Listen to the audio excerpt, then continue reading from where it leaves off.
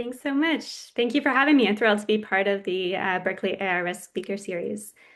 All right. So, let's see. There we go. All right. So, yeah, I'm Jessica. I am the director of the AI Security Initiative. We launched this back in 2019 at CLTC, and we are an interdisciplinary research hub advancing AI risk management in the public interest. So, for those of you who are at Berkeley, students or researchers, if you're interested in this space, feel free to reach out. So yeah, this presentation, I'm going to talk about whether we can manage the risks of frontier AI. I'll cover a little bit about this term, why we're talking about it, some of the risks that we are actually seeing materialize in the world with these models already, and some of the risk management practices and policies that are in place, both government-led approaches and some industry-led approaches, and then get into the gaps. And I'm hoping to cover a lot of ground, so I'm going to move really quickly, but just feel free to let me know if you have any questions along the way. So first on the terminology, there are a lot of different definitions for frontier AI that are out there.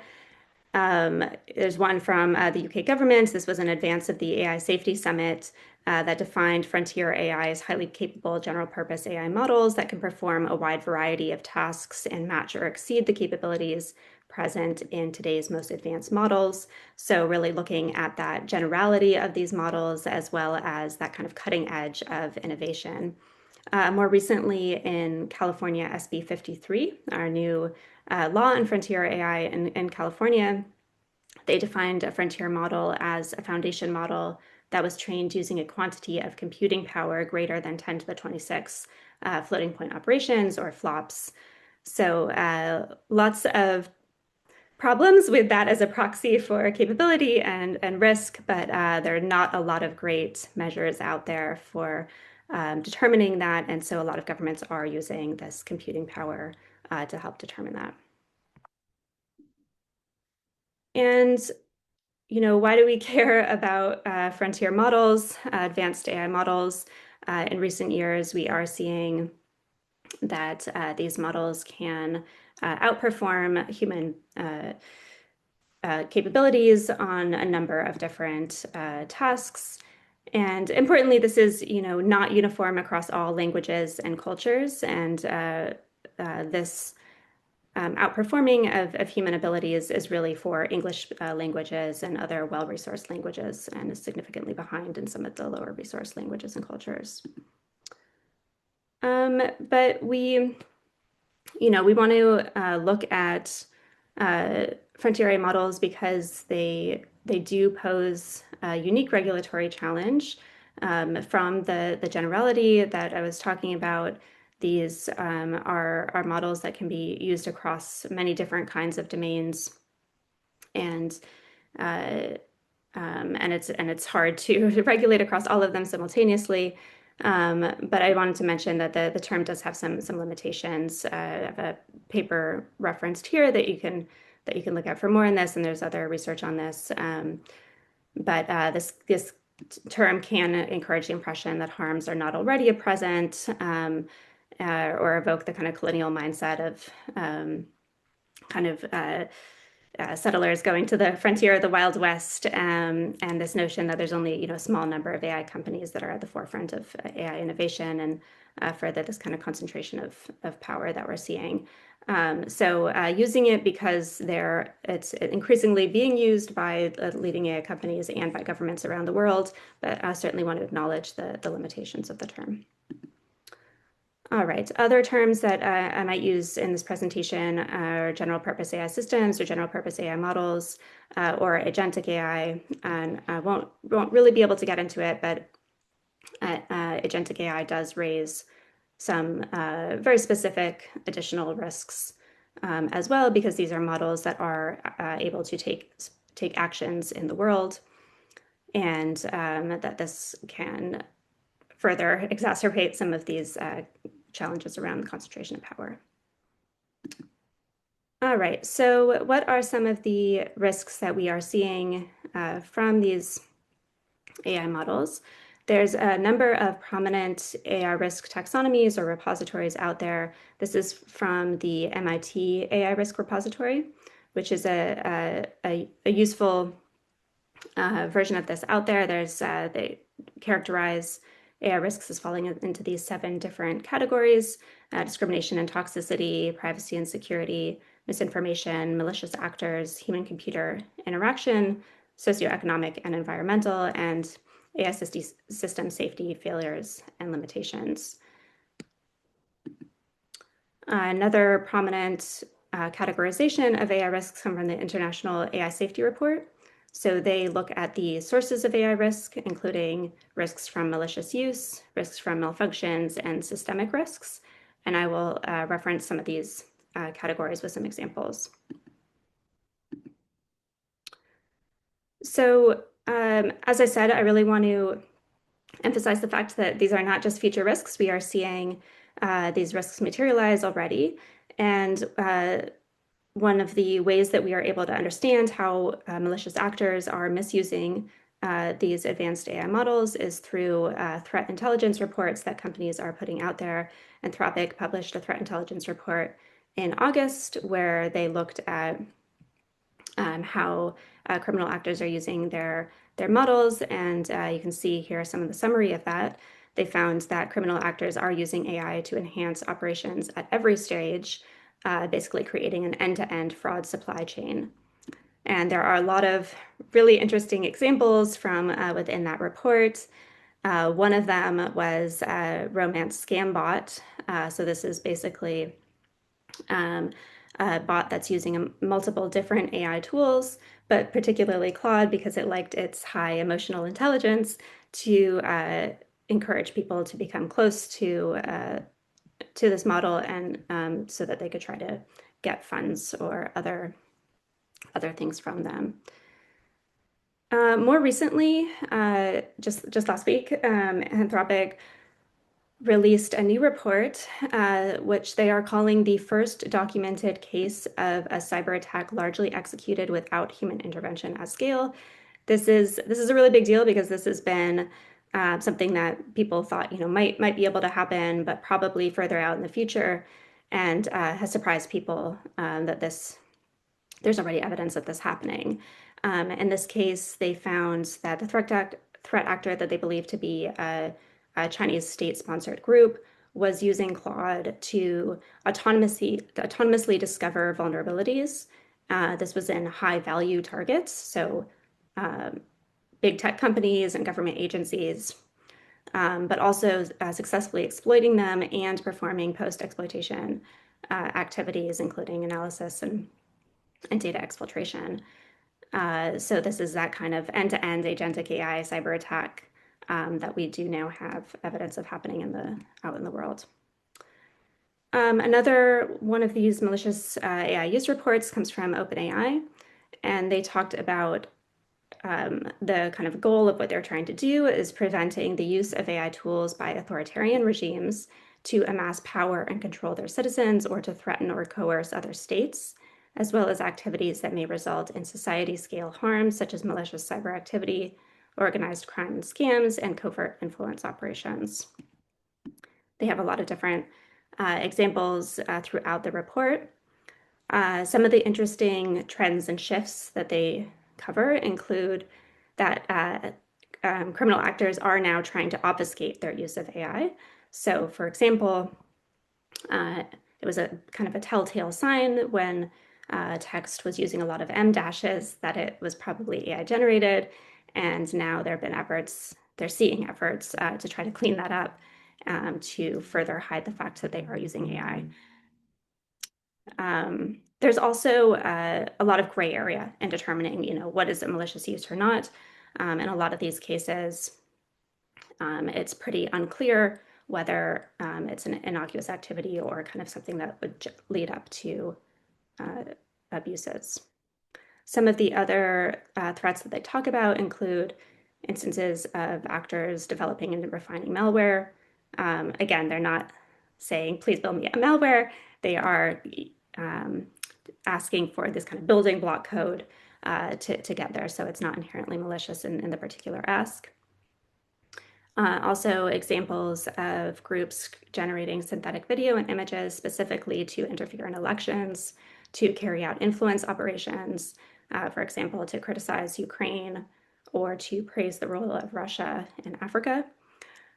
They found examples of targeting political figures and activists, including those involved in Hong Kong's pro-democracy movement. They also found instances of organization using these tools to create social media listening, monitoring, and surveillance practices. Some of the other prominent risks that we are seeing include non-consensual sexual abuse and exploitation. This is from a report published by Thorne earlier this year, where they talked to over 1,000 different children across the country and found that nearly 1 in 3 teens had heard of deepfake nudes, and 1 in 8 personally knew somebody that had been the target of deepfake nudes while under the age of 18. So there is an increasing number of bills trying to address this issue, but this is a really prominent area of harm.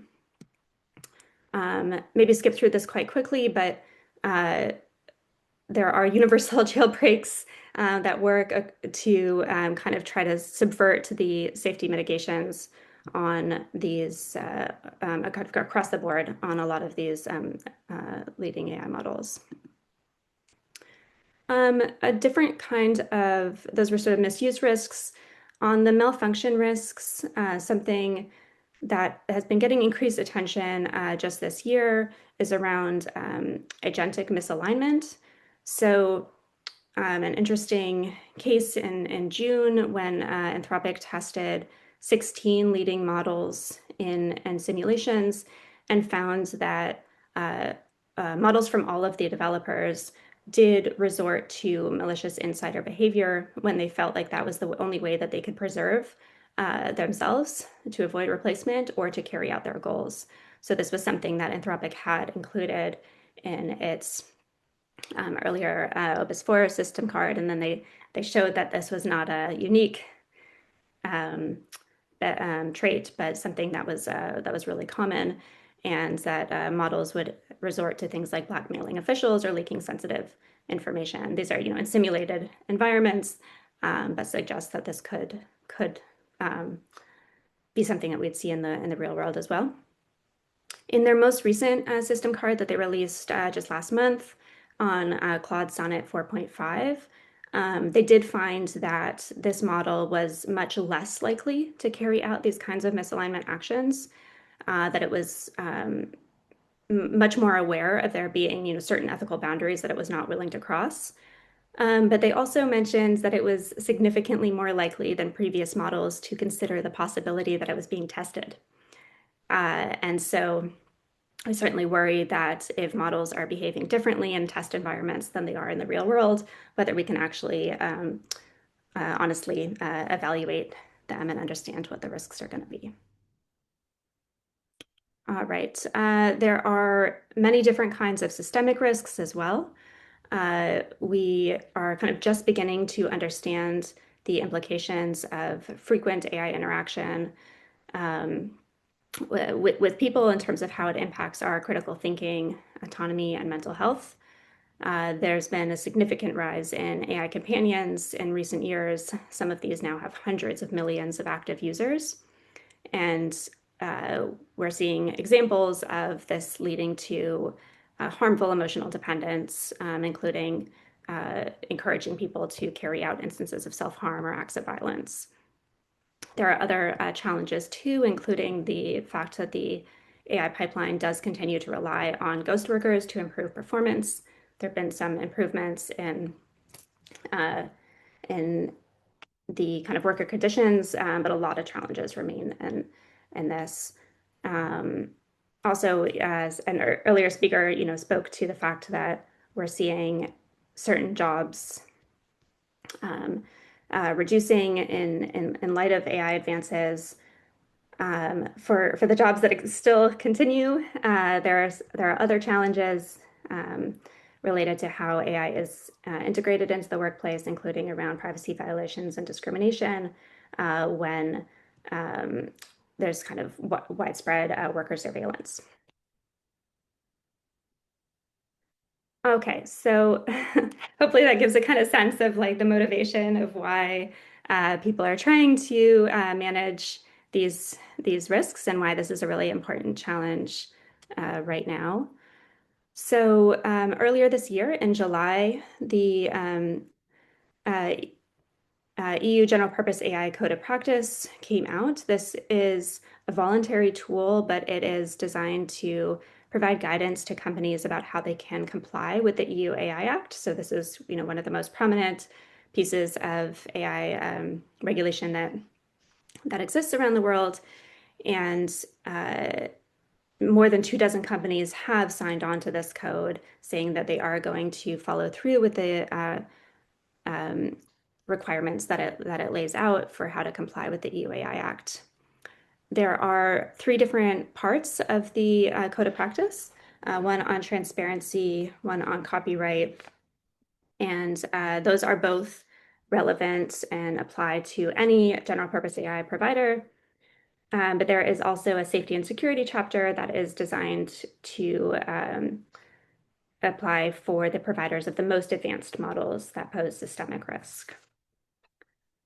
And that chapter has 10 commitments that it asks the general purpose AI providers to abide by. So it includes developing a safety and security framework and then carrying out robust risk identification, analysis, and mitigation, and a lot of different guidance about how to do that. It includes developing safety and security model reports that are then provided to the EU AI office, and also reporting any serious incidents that come up. And there's some additional documentation and transparency measures in there, but notably relatively limited for public transparency and more oriented to providing the AI office with information. The Transparency and Frontier AI Act, this is California's SB 53 that was recently enacted, does have some additional transparency metrics. It requires developers of frontier AI models to publicly release their frontier AI framework, describing how they are identifying and mitigating catastrophic risks. They also are required to publish a transparency report, which could be a model card or system card, or something different that describes how they are carrying out risk assessments, and what the results of those assessments are. They are also required to report critical safety incidents to Cal OES, the Office of Emergency Services, as well as ensure whistleblower protections, like protections from retaliation for whistleblowers. I also want to mention the NIST AI Risk Management Framework. This is from the National Institute of Standards and Technology, and this was originally published back in 2023. This is designed to be for any type of AI deployment application, but this primary structure is something that is seen throughout a lot of other efforts, and so remains useful. The core functions that it describes are govern, so kind of creating that culture of an organizational processes around risk management. Map, which is identifying the potential risks that there might be. Measure, in terms of analyzing and assessing them. And manage, which is prioritizing them and then mitigating those risks. And there are profiles which can provide additional guidance on top of the kind of base AI-RMF. NIST has published a Gen AI profile, and our team has published a profile that focuses on additional risk management guidance for general purpose AI models. And we are about to be publishing a profile with risk management guidance for agentic AI profiles, AI models as well. So within industry, it is actually really common to use those that organizing structure of govern, map, measure, and manage. And this list here, these are just some of the types of approaches that we're seeing. This is not comprehensive. Um, within the governed space, some of the companies have relatively robust documentation practices that has become uh, kind of best practice to release something like a model card or system card to correspond with the release of a new model. There are also transparency reports, which provide at a higher level a description of how a company is carrying out their responsible AI practices or their risk mitigation practices. A couple examples of these are Microsoft's Responsible AI Transparency Report and Google's Responsible AI Progress Report. These are relatively high level, but provide a good kind of 360 view of how they're thinking about this. Other things around incident reporting and kind of developing a safety culture. On the mapping front, it's common to carry out threat modeling as well as scenario planning. Get into some of the challenges with all of this in just a minute. We do not have a lot of transparency right now into how companies are doing these things.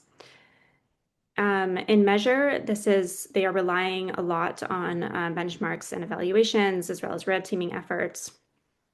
And in the managed, there's many different mitigations and technical safeguards that are out there. A lot of companies describe carrying out a defense in depth approach, kind of recognizing that any particular safeguard is not going to be a perfect way to protect against risks, but by kind of layering different types of safeguards, you can start to get a slightly better result. So you can see some of these mitigations that are common here, acceptable use policies, adversarial training, reinforcement learning with human feedback. So are all ways of sort of trying to get these models to adhere to, particular human values and not cause harm in the real world. Content filters, trying to reduce the instances of kind of malicious um, uh, language or other kinds of content that could be going through. Um, Model behavior specification is an interesting one. I've got an example here from OpenAI. This is their model spec that they publish. This actually says, this is how they are training the models. These are the set of principles that they want their model to align to. This is not yet a widely practiced strategy to release this publicly. And so there's a lot of interesting content here. Anthropic does something somewhat similarly with its constitutional AI approach, where it defines some of the like high level principles that it wants its models to abide by, including following the Universal Declaration of Human Rights, for example. The OpenAI model spec includes some red line principles, so you can get a sense of what's considered. Jessica, we lost your audio. Oh no, okay. Oh, you're back. Hear it now. Now we can hear you back. Okay, So maybe just back up 30 seconds or so. Thanks. sure. Yeah, so the OpenAI model spec does include these red line principles where they're describing the types of uses that would be, unacceptable to carry out. This is interesting in part because it differs from what's in their safety frameworks, which we'll talk about in a second. But you can see some of the language of how this is used, that models should never be, used to develop weapons or to carry out mass surveillance, that humanity should always be in control of how AI is used and how AI behaviors are shaped, that this should not undermine human autonomy or erode participation in civic processes. So these are, quite literal principles that they are trying to train their models by. All right. So a relatively new phenomenon over that really took off this year is around these frontier AI safety frameworks. Not all companies call them exactly this. Sometimes they're frontier AI governance frameworks or frontier AI risk management frameworks. This came out of the Seoul AI safety commitments that a number of leading AI companies made last year, and they agreed to publish these frameworks to provide more information about how they are thinking about mitigating the kind of unacceptable risks that they might see from advanced AI models. And so now 12 of those companies have published frontier AI safety frameworks. And so can sort of see some of the trends and how this is going and what areas they're focusing on and where some gaps remain. In terms of the types of risks that they focus on, most of the area of focus is CBRN threats, advanced cyber threats, and advanced autonomous behavior, or AI R&D. One or two companies will throw in some additional risks, things like misalignment or persuasion, unlawful discrimination at scale, or loss of control. And across the board, these frameworks rely on thresholds or tiers, usually looking at both capability thresholds before mitigations and also deployment thresholds post mitigations to establish the boundaries for acceptable use. And they're when they determine that they might be getting close to a different threshold, it will trigger associated safeguards. So they'll carry out more robust security controls, for example, if they determine that they are getting close to a threshold. So companies are uh, saying that they are getting near to different thresholds. Anthropic has released its latest models under the ASL3 safety mitigations, and other companies have also indicated that they've gotten close to or crossed existing thresholds that they have. Um, okay, there's so much more to say about all of that, but there's just the time. I will keep this going and just talk about some of the gaps that we see. So, uh, with those efforts that we have, given all of the risks that we talked about and many more that we did not talk about, how good are these risk management approaches that we have? There are significant limitations still in the technical safeguards and benchmarks and evaluations. We are largely relying on these to understand how capable models are and what types of risks we are likely to see. But there are well-known challenges here, including data contamination, saturation of the benchmarks. Uh, Evaluations often fail to account for human interaction or novel situations and accurately understand downstream societal impact.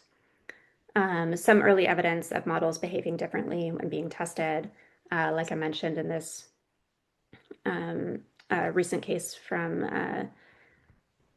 Claude Sonnet 4.5, but many others as well. Chain of thought monitoring is a promising way. Companies are investing heavily in this in terms of helping with interpretability of why models are carrying out particular actions.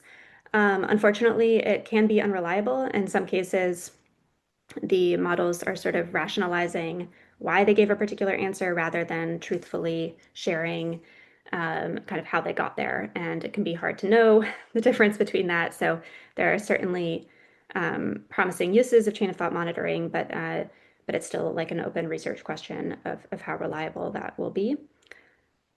And some of the risk mitigation strategies that I mentioned are much harder to do for models that are released with open weights.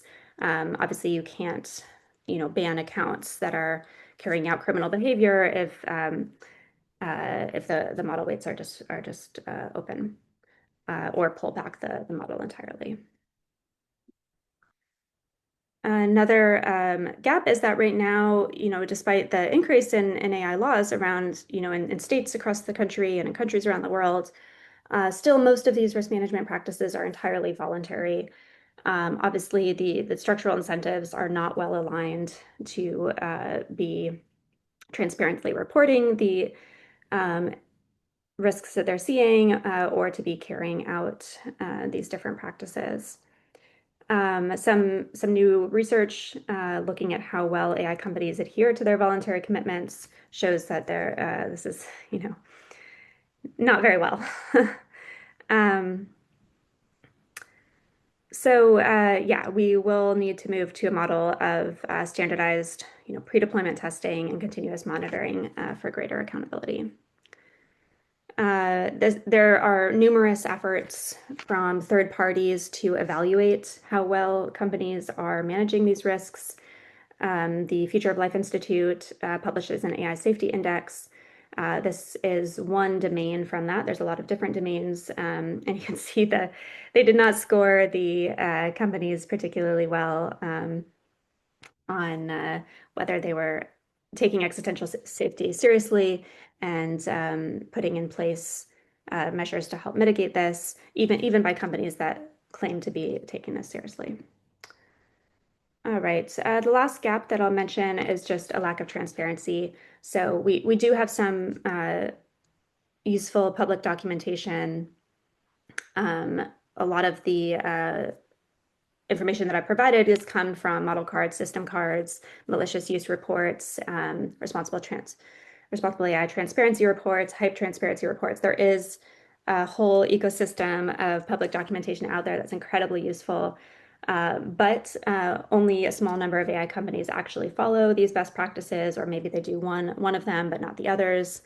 And then even where companies are doing all of them, there are still gaps around things like data use, threat modeling, the selection of risks, determination of risk thresholds, evaluation practices, whether the mitigations are actually effective in practice, and downstream impact.